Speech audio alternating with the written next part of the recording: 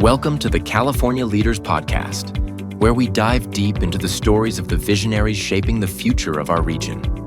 Hosted by Christopher Luna. This podcast brings you conversations with the movers and shakers, driving innovation, leadership, and community impact across California. Whether you are an entrepreneur, a community leader, or simply someone passionate about making the difference, this podcast is your gateway to the insights and inspiration you need to lead and succeed. Get ready to get inspired by the leaders making waves in California and beyond. This conversation with Dr. Thomas Parham was recorded prior to his retirement at the end of 2025. While some references reflect that moment in time, the leadership lessons and values shared here remain timeless. In this episode, we welcome Dr. Thomas A. Parham. Dr. Thomas A. Parham is the 11th president of California State University, Dominguez Hills, a diverse metropolitan campus serving Los Angeles County. A Southern California native, he resides there with his wife, Davida. Before CSUDH, Dr. Parham spent over 3 decades at the University of California, Irvine, where he served as Vice Chancellor of Student Affairs and adjunct faculty. A licensed psychologist with over 40 years of experience, his scholarly work centers on psychological negrescence, racial identity development, African psychology, and multicultural counseling. He has authored or co-authored 6 books and nearly 50 scholarly articles and chapters. Dr. Parham earned his BA in Social Ecology from UC Irvine, MA in Counseling Psychology from Washington University in St. Louis, and PhD in Counseling Psychology from Southern Illinois University at Carbondale. Renowned as a transformative and inspirational leader, Dr. Parham is known for championing diversity, equity, inclusion, and institutional change. He is also celebrated as a mentor and advocate for the power of higher education. Please welcome Dr. Thomas A. Parham. Welcome to California Leaders. Today we have Dr. Parham. It's incredible to be here with you today. I really do appreciate your time. I can't express that enough. Just thank you for being here. I know it's not easy to get you out of your wheelhouse. No, my pleasure to be here, and always want to be available to be of service to the people and to the community, in this case, to the whole state. So part of the reason why I reached out to you is because you're that type of leader. I really do see that you're a servant leader. You're always trying to help the community, and you rarely talk about yourself. And that's kind of what this platform is about. I really get inspired when I meet people like you because there's a story behind you. And there is parts of it out there already. You can search it on YouTube. There's a lot of videos out there of you speaking about your background. But what I try to capture here is, what does that journey look like? Like, what was that inspiration behind you? And a lot of it starts with your childhood. A lot of it starts with your upbringing, because we all have a different upbringing. But I would love to kind of tap into that and kind of see, what made you who you are, not so much your resume. Well, it's a good place to start. And so let me begin by saying thank you for the invitation to even talk about my life and my story. It's fascinating. I go through life and people say, Dr. Parham, this and that, and I try to tell folk, I ain't nothing but a regular brother from around the way. It's interesting that we shoot right here in Los Angeles, where I grew up. I'm the only LA homeboy. So my mother and father split and separated when I was 3 years old. So I'm born in New York, relocated to California. So we've lived in South Central. We've lived in East LA in the Barrio and the Estrada Courts. Back in the South Central, we lived in parts of West LA and the Fairfax Wilshire district. So I've been all over the city in lots of places. Grew up here, nurtured here. So while I'm born in New York, my bones are nurtured in California. So I'm an LA snob. So that part's true. But I come from a family, single parent, where mama raised 4 kids by herself. Worked for the federal government for 32 years. Never earned more than $18,000 a year. 4 kids went to college, 3 finished BAs, 2 with PhDs, nobody on drugs, nobody in jail, nobody in a gang. So you talk about inspiration and where that comes from.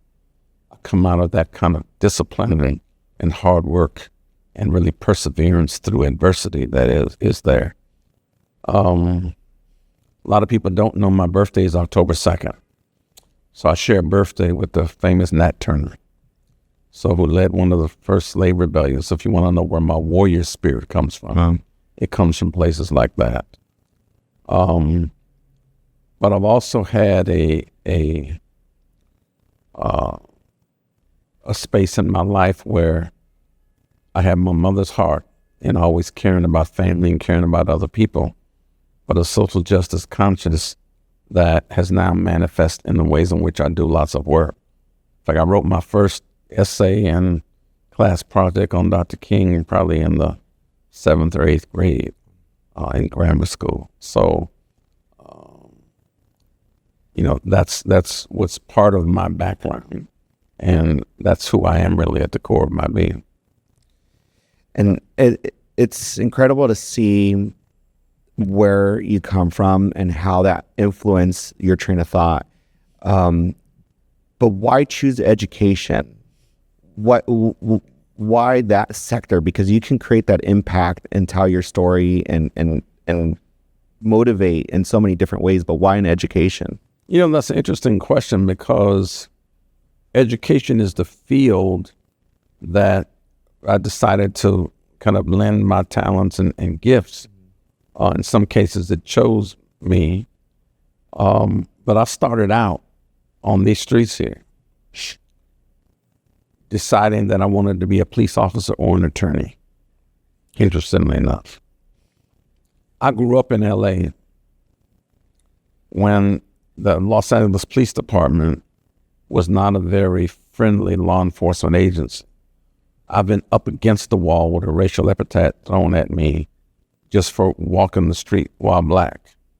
So I know those kind of spaces, but in my ear is always echoing my mom's voice, who says, son, you have no business complaining about anything unless you're willing to put something better in its place. So I decided that I would move into trying to do something that would impact the criminal justice system. That was my space. Along the way, as I was thinking about either police officer or an attorney, started college as a criminology major. But the more I learned about the discipline, the more that I believed that the criminal justice system was not about helping people. I've always been that servant leader in my spirit. It required more ability to manipulate the system than it did to really help anybody. But fortunately, while I was in college, I started out, here at Cal State Long Beach. They had the largest criminology department in the Western United States. But once I got kind of turned off to criminology, I happened to participate in what young people now we call service learning. Back then, there were opportunities to be able to work in the community. And I thank Ruby Beal, who ran the EPIC program, Educational Participation in the Community, I think is what it was called back then, at Cal State University Long Beach. In one semester, I worked in a halfway house for so-called incorrigible and runaway youths. The next semester, I interned down at the community psychology clinic in downtown Long Beach. And that's where really my passion for psychology was born. So it was a mixture of the academic that I took in Intro to Psych and Personality Theory classes, and the co-curricular where I had a chance to actually apply some of the things that I had learned and put my own spin on it for my own self. Part of figuring out what you want to do in life is not just figuring out what are you interested in, but also what are you good at. So I had parents talk to me, wow, my son is really, grown and changed since he's been impacted by you in this halfway house. Or I had supervisors in the community psych clinic that said, wow, you got a knack for this. You need to think about this as a career. So part of that affirmation and validation for what I was doing really launched my career to say, I need to make some changes. So one of the changes I made is I changed universities. So I went from Cal State Long Beach to University of California, Irvine. And the other is I switched from looking at criminal justice to really more psychology, which is where I was born. Irvine's an interesting place. When you talk about the seeds of possibility and the places that they grow, I stylized a piece of African wisdom in my life. It says, life at its best is a creative synthesis of opposites in fruitful harmony. Let me say that again. Life at its best is a creative synthesis of opposites in fruitful harmony. It means sometimes your greatest strength can be your greatest weakness. Sometimes your greatest weakness, your greatest strength. My greatest strength is I was bright, and I was born and blessed that way. My greatest weakness is I was bright because it made me a lazy student. So even when I was at Long Beach, I'm getting, a couple A's, mostly B's, mostly C's. Even when I was in high school, same way. Like most black kids, Latino kids, who are very, connected to people. I was a student who, if the faculty member or the instructor cared about you, you performed real well. If the person showed almost no interest and didn't matter whether you were in their class or not, I didn't perform very well. I was a relational child. So I knew that piece coming in out of high school, and as I began to be more in touch with who I am at the core of my being, that's what really happened. Well, while I was at Irvine, I took a class that changed my life. And it was a course in African-American psychology. It was taught by the great Joe White. Dr. Joseph White was first PhD in clinical psych out of Michigan State in 1961, as my memory. But he was the father of the whole black psychology movement. Well, he was a professor there and took his class, did well in his class, got an A, I think A plus actually out of it, which is hard to do. And maybe 2 months after class had finished, I'm walking down the walkway at Irvine, and he's walking the other way, I guess about lunchtime, so he must have been coming from lunch. And I ran into him, and like most students would do, I said, "Hey, Dr. White, how you doing? Nice to see you." He simply walked up to me, Chris, and he said something just profound. He put his arm around me. He called me young brother. He said, "Young brother, you have too much talent and you are too brilliant to be running around here playing basketball, chasing women. Come follow me." Now, the last person I heard say, "Come follow me," was walking on water in the Bible. Now, he hadn't quite walked on water yet, but he was pretty close. And over the course of the next several weeks and months, he diagrammed my whole future up on a chalkboard. Now they use dry erase boards. He had a chalkboard right by his desk. And we're going to tighten up on your grades, and we're going to do this. And then you've mastered my class already, so I'm going to make you my teaching assistant as an undergrad. Your job is to help students master the course in the way that you did.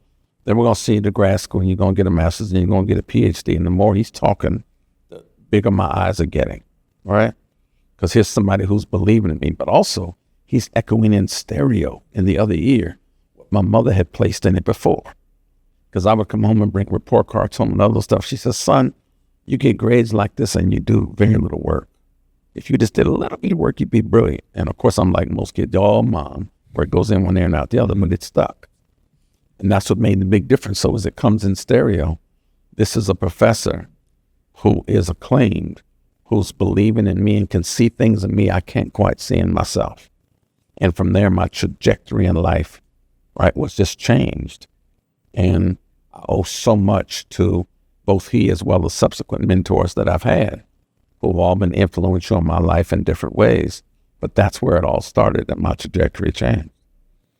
So when you're given the opportunity to be a president of a university like yours, you're doing the same with all your students. I'm sure you're closer to more than others, but you're giving them vision, you're giving them hope, you're inspiring them to do well in life, right?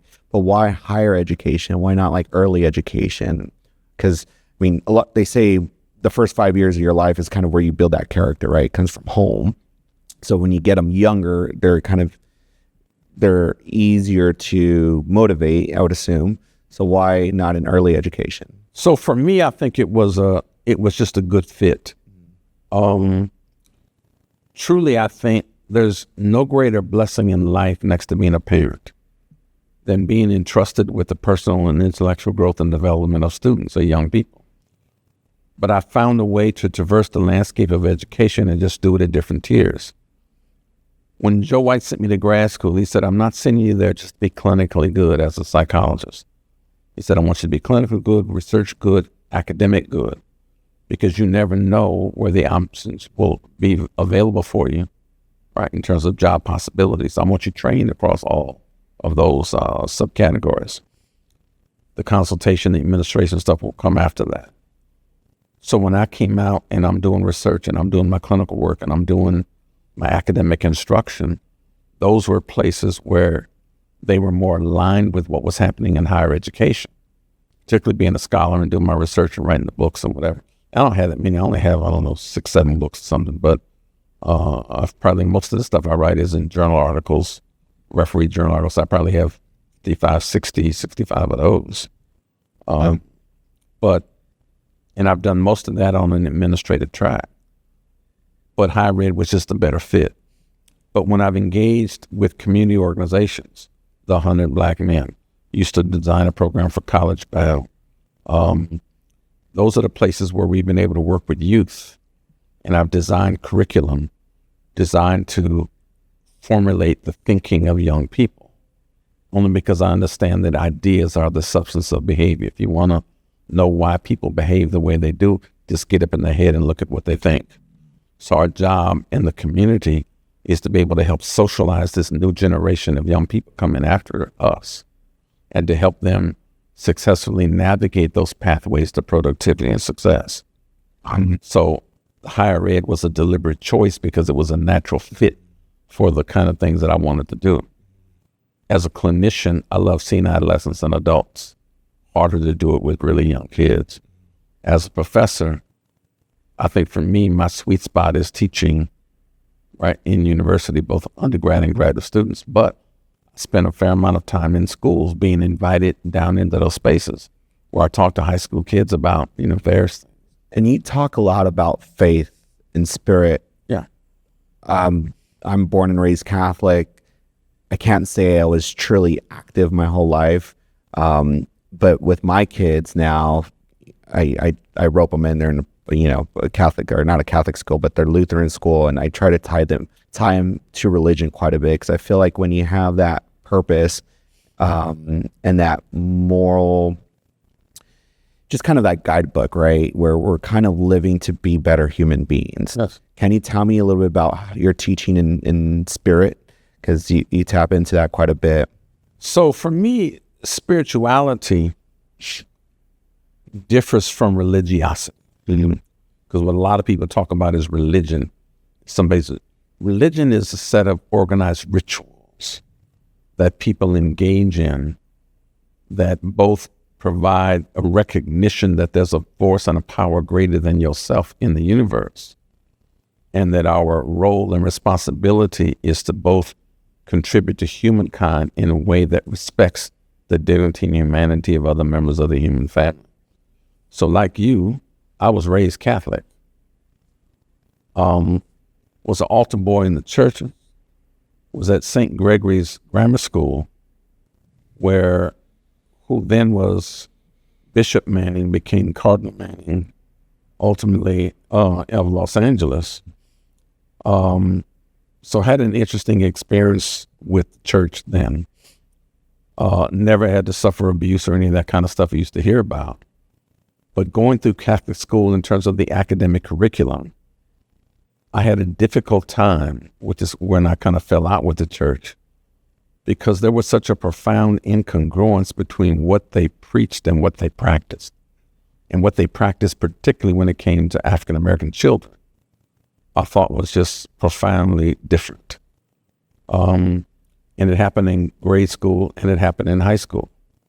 So I thought, that wasn't for me. The nice thing is that I never lost my belief in the Creator. I never lost my belief in God and that space, but I knew that my relationship had to be nurtured in a place that was more beholden to me. So I'm still considering myself a Christian, but I spend most of the time either in a Baptist church or in a AME, Episcopal church, because it happens to fit the cultural and the flavor for me. And I don't see quite as much incongruence between what the Catholic Church preached and what they practiced in real life. But your question also had to do with the notion of spirituality. There's a belief in psychology, particularly in African psychology, that whatever is in the first place spirit. There's a spiritual essence that permeates everything that exists on the planet. So that was even a little different from me being a psychologist, because we're taught, even as we do clinical exams, we look at the intellectual, we look at the emotional, and we look at the behavioral. But what's missing, particularly in that African psychology space, was the spiritual. And in Eurocentric psychology, one of the challenges is they believe if you can't measure it, then it doesn't exist. And it's difficult to measure spirit, so they never mention it. Go back and look at all the different psych books. They're now starting to do it because of the infusion of that cultural flavor that elders before me, people like me and others behind me, are now starting to infuse into the curriculum. But spirit is ever present. Spirit is very important. And spirit is that energy and life force that gives humans their being best. So you have to be able to tap into that spirit, whether you're in the classroom teaching, whether you are in the clinic, seeing patients, whether you are writing, where I'm trying to write ways that will kind of appeal to people's sensibilities in that space, or if I'm out consulting or even administrating relative to policy, I'm never too far away from that whole spiritual essence, my spirituality. My mom was talking with my son the other day, and she had mentioned the force of spirit. And I don't know why I'm thinking of her right now because you're mentioning that, but she's very positive. My mom has such a grace to her, and she doesn't, she's gone through a lot in her lifetime, but she's always found a way to really, and maybe that's why she hasn't been fully active. Like, my parents weren't the parents that would take us to church every Sunday. We grew up with the religion, obviously. We did our catechism. Well, actually, I didn't do my catechism until I got married, but that we're that type of family. But she's very spiritual, like you. She'll go to Buddhist temples. She'll when she goes to, when she visits all these countries like Hong Kong, she'll make sure she'll go to the Buddhist temple or whatever the religion is. She just believes in the higher being and the spirit behind it all. Definitely. And that's kind of tapping into what you're telling me. But how do you not teach that, but how do you influence that in your leadership roles? Like, because it's hard to talk about that or maybe not for you, but I would assume in your leadership meetings, running a campus like yours, like, how do you portray that? How does that come off? How do you inspire your staff to work in that capacity? Part of it is understanding, first of all, that spirit exists. Secondly is understanding that if it's that energy and life force, I can try to read a room and understand whether the energy is high and it's a lot of positive, whether the energy is more low and, people are more flowing with a half-empty glass. So some of what I try to do, even as I articulate policy and practice that I want embraced as the leader of an institution, is taps into that kind of spiritual. For example, if you talk to any members of my team, they'll tell you that President Parham is never interested in 8 out of 10 reasons why something cannot be done. He's only interested in 2 out of 10 why it can. So we try to push in that place. I often tell folk, even in trying to transform my campus over the last 7.5 years, that the only limit is the limit of our imagination. So how are we going to push ourselves to think broadly about that and not get so stuck into the muck and the mire about what isn't working and what doesn't quite go. So part of that is tapping into the energy that allows them to see possibility instead of just settling for the way things have always been. So some of that is the way you work it in policy. Some of it I can read people as I read people. And I can tell whether somebody is feeling depressed, whether somebody's feeling anxious, whether somebody's feeling whatever. Even for folk who have minor setbacks, right? It can be, this wasn't available on time. Somebody had a mix up, somebody, whatever. Even just the word that you speak into somebody's ear, that then says, it's going to be all right. I learned to contextualize struggle. Whenever something goes wrong in life, lots happens to people who are of African descent. It oftentimes will derail folk from their current trajectory. But one of the things I have in my office at the university is I have a picture of Martin and Malcolm on one end of the wall, and on the other corner are the ancestors in the slave dungeons in Elmina and Cape Coast in Ghana, Africa. And those things always remind me to contextualize struggle. So whenever I think I'm having a bad day or something's not going right, or this is like terrible, I always remember that. And I'm like, if the ancestors can get through that, I can get through this little bit of whatever. We look at the current administration. This is not the first person we've had in the White House who thinks like that. There's a lot of anti-Black, anti-Latino, anti-immigrant, anti-whatever coming out of that administration in lots of places. But they are not the first. They will not be the last. But people have always risen to be able to rise through that, persevering and keep on keeping on. In church, you go on Sunday morning, they'll let you know it may be darkest in the night, but when the morning comes, everything gonna be all right. So you just keep on keeping on. That's what we do. And I love that, because when you're talking about the tasks, for example, it's our response as employees where we say, okay, not so much why can't we do things, but how can we do them? And there's always a perception of how we attack these issues head on. And it comes down to positivity, though. It comes down to how you respond from that moment. Because when you're in a room and 80% of that room is negative, it's going to come off on those projects. So you always want to make sure you have positive people around you. You surround yourself with people like you that are inspiring, because, that's where these impossible projects come to life. And that's very true. What I understand as a psychologist is that the way you think influences how you feel, and ultimately how you respond to your reality. So if I want to change the way people respond, I just have to get up in the head and figure out, what are you thinking? What are the assumptions you make about this piece that we need to either validate or interrogate and challenge? And once I can figure that out, then sometimes you got to provide a prescription for people to think a little differently than they've been thinking in order to change the behavior that they have to manifest. But how do you teach this in higher education? How do you teach this through a book? You teach it in courses. You teach it there are whole theories of this kind of stuff that you can teach and lay out. You teach it through mentoring. One of the great opportunities I had in my life was to be mentored by Joe White, and then Horace Mitchell when I was at Washington University in St. Louis, and then Janet Helms when I was in Illinois. Came back, and then administrative mentor was Michael Drake, the current just retired president of the University of California system, who I worked with when he was chancellor at Irvine, before I became president at Dominguez Hills. So some of the teaching that goes on, some of it you can do in a book as you write it. Some of it you can do in a one-to-one or one-to-group patient interaction. Some of it you can do in an academic classroom where you're teaching. Some of it you can do in small seminars. Some of it you can do in community programs where you're teaching folk to navigate their space with a different mindset than what they had before. But that just shows me how much of a giver you are, right? There's a lot of people who have the same belief, but they're not willing to give that information so easily, or they don't take the time to do it, right?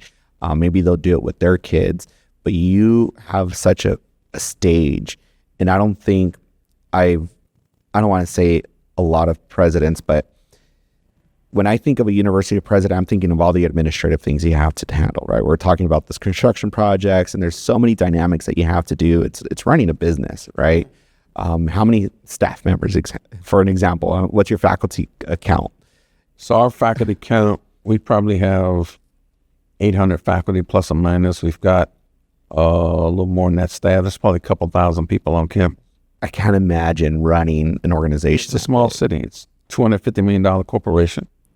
You have academic affairs and curriculum. You have student affairs with students. You have information technology that runs the whole space. You have admin and finance that have everything from human resources to accounting to law enforcement to parking to you've got facilities, groundskeepers, maintenance workers.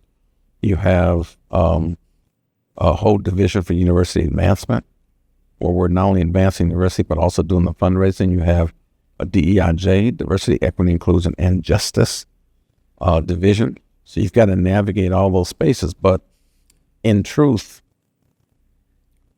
if leaders are honest with themselves, a leader is only as good as the work produced by the people who work with and for them. The best thing I do, the secret to my success, is I surround myself with good people. Provide them with a little bit of strategic vision. Be available for consultation when they need it. Get the hell up out that way and let them do what they do. Yeah. You're trying to give them almost an intellectual or administrative permission slip. Just go be the best them they can be. I don't need them to replicate me. I need them to be the best they can be.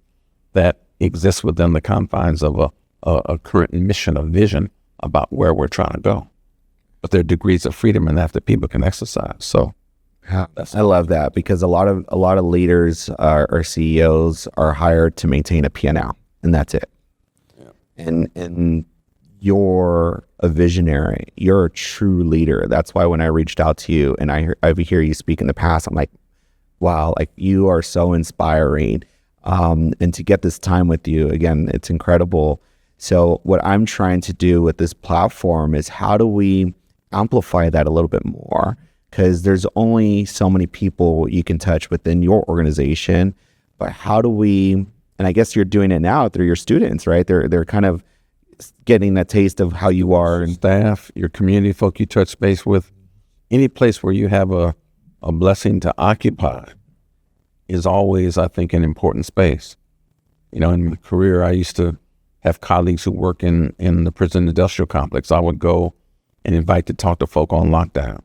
Or I'm loving the fact that we have a Project Rebound program on campus where we have formerly incarcerated folk who've done their time, are out now, and we invite them to come finish their college degrees to try to cut down on some of the recidivism rate that is so pronounced in the world. And we've graduated some of our first folk who've come through that. I mean, you never know where you have a chance to be in that space. And we try to impart those same kind of lessons on some of everybody that's there. But here's also where the passion comes from. There's a difference between what I'll call personality and principle. Personalities come and go, but principles and truth, I remind folk alike, those chewy Tootsie Rolls, they last a long time, right? What I understand and I owe to the ancient Kemetic people, right, my ancestors and elders, is they had a principle of ma'at. Ma'at was like a code of conduct and a standard of aspiration for the ancient African people. And it was characterized by 7 cardinal virtues: truth, justice, righteousness, harmony, order, balance, and propriety. So part of the challenge is to look at those principles to make sure that they're aligned with the way in which I live my life. But Ma'at also helped to define the 5 dimensions of African character. And one of those dimensions happened to be teachability. You were asking about, why do you impart the knowledge? Because what teachability says that each of us has the capacity to know and understand knowledge, comma, not period, comma, and the responsibility to share that knowledge with other people. That's a principle that was then reinforced by a mentor. I remember us taking the great Joe White, my mentor, to dinner before we left for graduate school. And I'd come home every 6 months and we'd kind of check in and, continue to be nurtured and mentored. But we said, thank you so much. How do we thank you appropriately? He said, I appreciate your thanks, but don't need it. What I do expect, however, is that you do for other people what I do for you. He was the original pay it forward. Mm-hmm. So part of what I do is understand, like the great Algerian Frantz Fanon said, the psychiatrist. He said each generation out of relative obscurity must reach out and seek to fulfill its legacy or betray it. So every day I get up, I look myself in the mirror.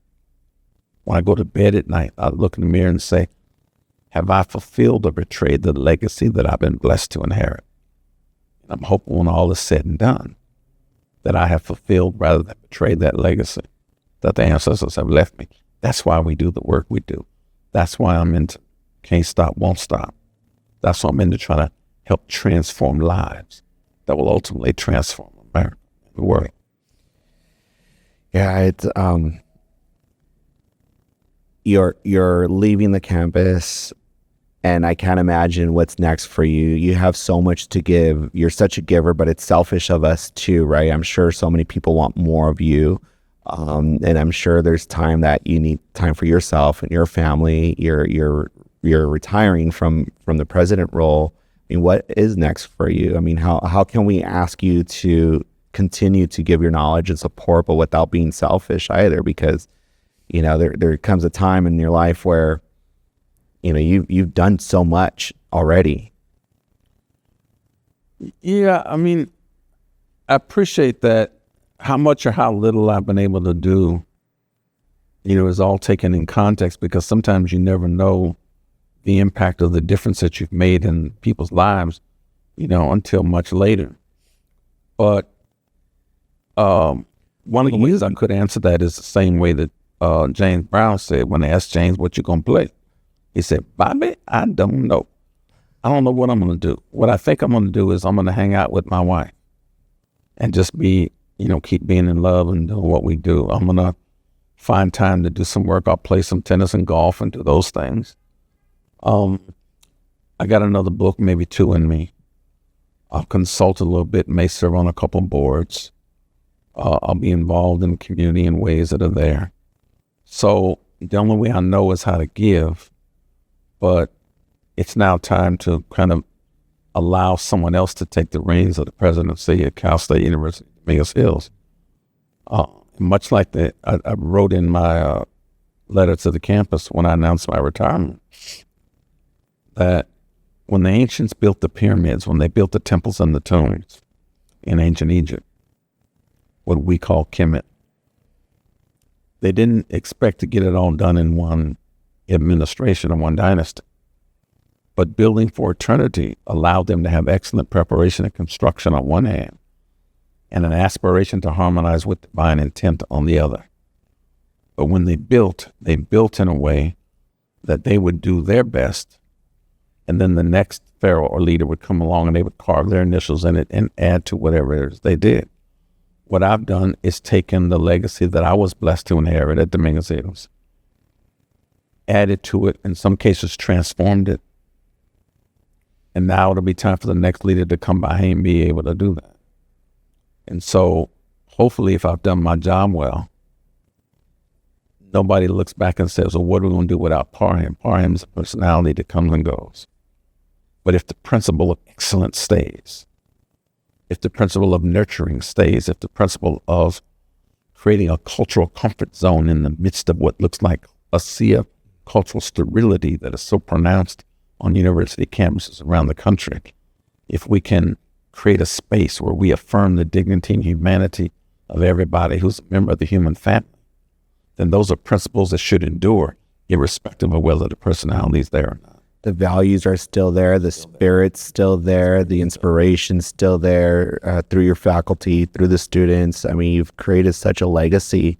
And like I said, you just said it right now, you don't know what the impact you've done until you're gone or out of that space.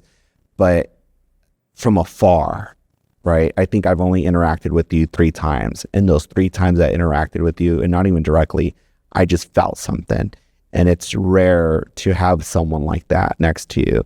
And I think that's the inspiration that I had just reaching out to you. It's like, how do I have that time in that moment and share it with an audience that can kind of learn off of you? And I'm looking forward to what's next. I mean, obviously take your time, but if there is a book, I would love to read it and sit down with you again. I don't want to take a lot of your time today because I know you're quite busy, but I really do appreciate your time. Is there anything else that in regards to, I know you guys are having a gala coming up soon. Can you tell us a little bit about that? Sure. So one of the rankings we are excited about is not just the social justice nature and the roots of the campus, but also the social mobility rankings that we get. We're now rated in Money Magazine looking at the best value for the dollar. We're in those rankings. We are in places we never dreamed about Dominguez Hills being in. And now people are looking at that going, yeah, there's something going on at that campus. When I came to the campus back in 2018, I said among the 4 goals, I wanted to look at their strategic plan, focus on student success. But the 3rd and 4th goals were particular. I wanted to change the image that this external community, including chambers, including other folk, corporations, community interest, had of Cal State University Dominguez Hills, to expect a different level of excellence than what they anticipated.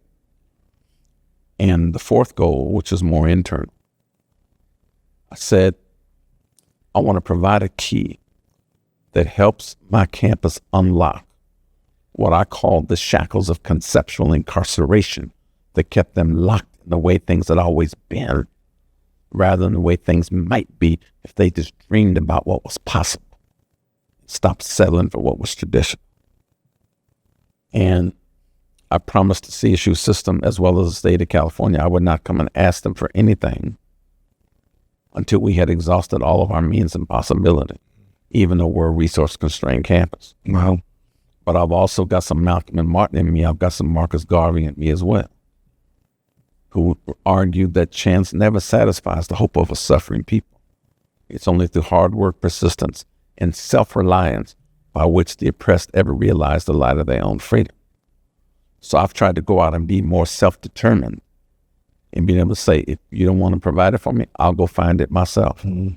So I've had lots of support and strategy from Brotherhood Crusade, from LA Sentinel and Bakewell Media. I've had lots of support from Urban Leagues. I've had lots of support from the California Legislative Black Caucus and the Steve Bradfords of the world, the Mike Gibsons, the Mia Bontas, those folk in the world.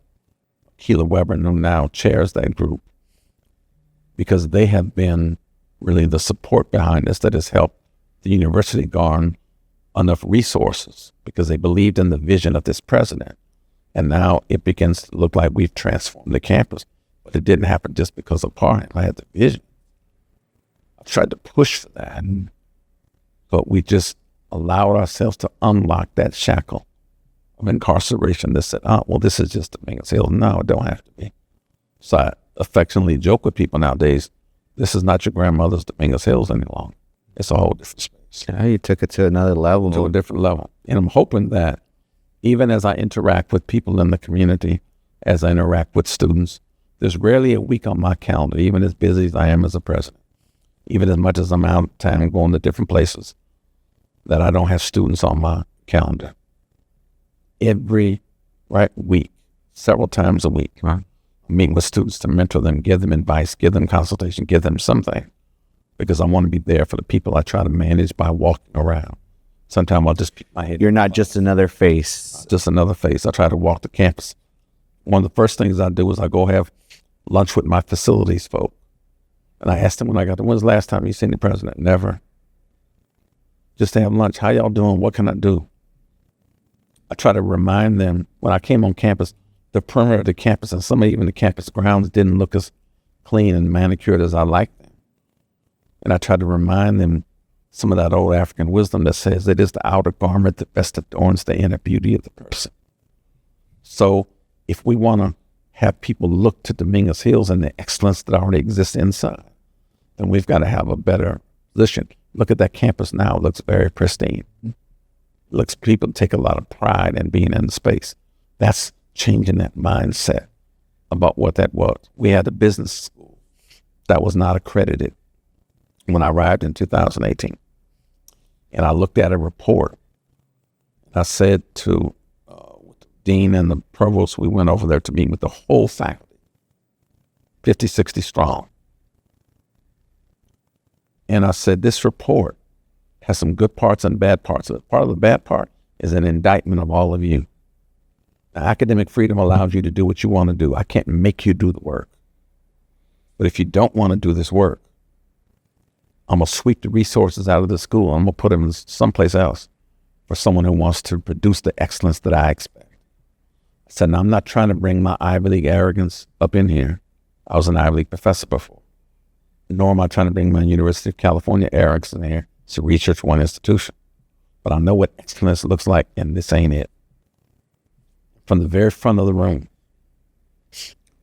several senior faculty, actually it was one in particular, but two really were there.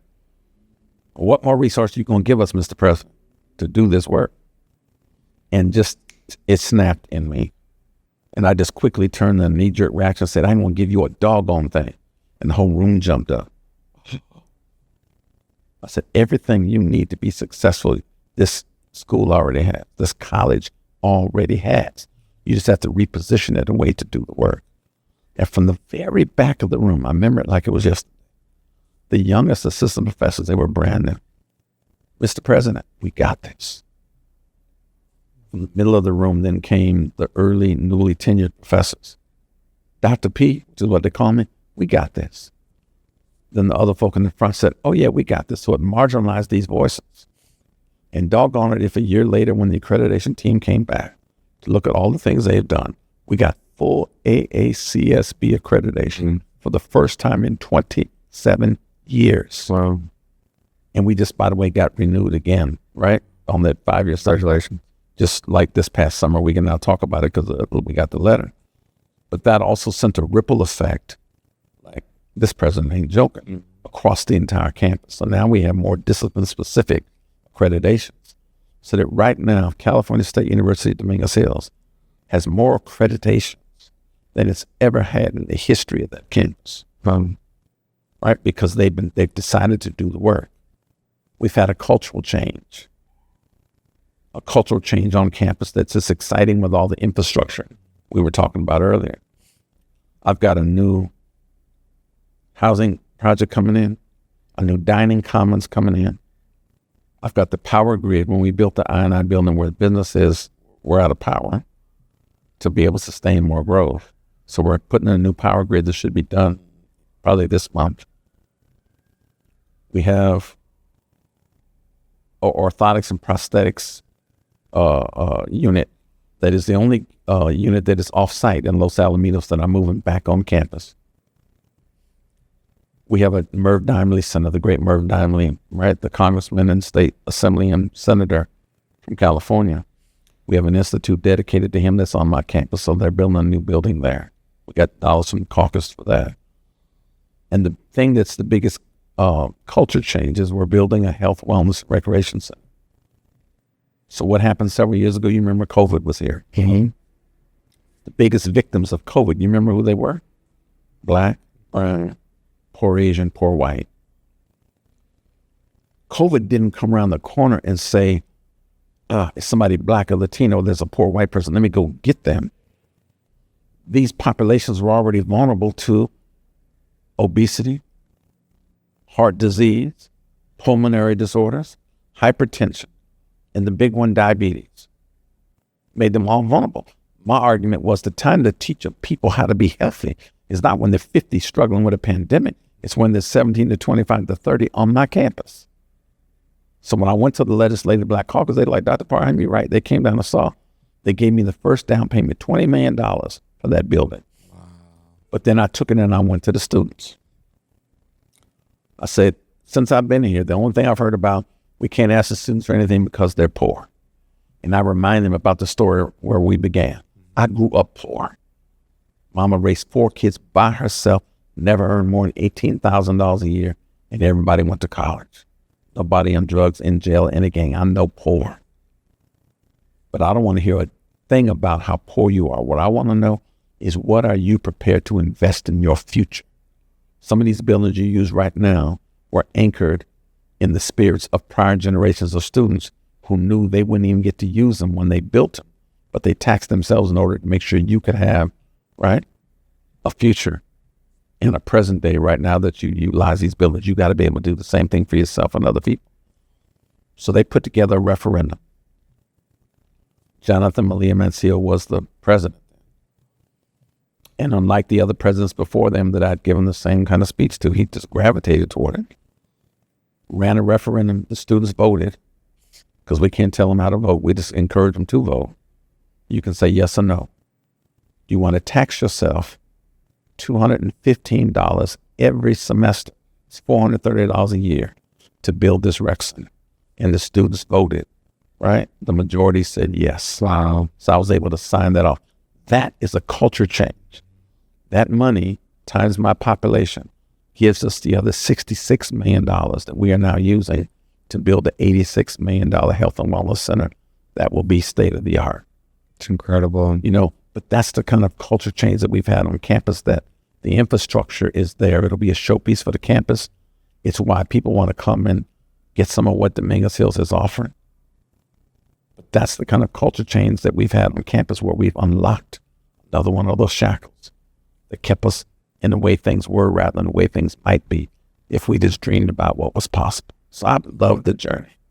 Still love it. But it's just time for me to step back and say, it's been real. Well, and that's another part of leadership, is knowing when to pass the torch and giving someone else the opportunity to follow. It's incredible, the stories and the journey that you have, and we just very touch the surface here. Thank you again for your time. I can't say that enough. Hopefully we can have a part 2 and we can tour your campus before you go or something, and I can take a camera crew over there. But I really do appreciate your visionary, your leadership, your support, your willingness to give to the community, really give your time and your life to the community. It really does show the type of person you are, and I look up to it quite a bit. From a distance, obviously, we don't know each other quite much, but I really do appreciate your time being here today. I thank you. I appreciate it. And again, thank you for the invitation. You're always welcome. Again, I'm the president, but I'm just that regular brother from around the way. So you don't need an excuse to come knock on the door and say hi. You'd like to come, and if we want to do part 2 before I leave, come on down to the campus. Let's set it up and we'll get it done. Thank you. Well, thank you for joining us today's episode. I'll put the link to your gala on there. Any information about Cal State Dominguez Hills and any information about California leaders. We are expanding from Los Angeles to California because there's such a great amount of leaders here in the state, and I look forward to having more conversations like this. So thank you for your time. We should also mention the folk, because you asked about the gala. The gala is November 14. Perfect. It is at 5:30. Starts the reception down at the beautiful JW Marriott Hotel right in LA Live in downtown LA. And we will be looking forward to both celebrating a legacy, but also raising needed scholarship dollars for our students. We hope lots of people. I'm here to support, and any if you need someone to chair your fundraising team, I'm here to help. So thank you again for your time. Yeah, thank you for being with us. Thank you for joining us on this episode of the California Leaders Podcast, hosted by Christopher Luna. We hope you find our conversation as inspiring as we did. Don't forget to subscribe and leave us a review on your favorite podcast platform. Your feedback helps us bring more of the content you love. And be sure to follow us on social media for updates, behind-the-scene content, and to join the conversation. Until next time, keep leading, keep innovating, and keep making a difference.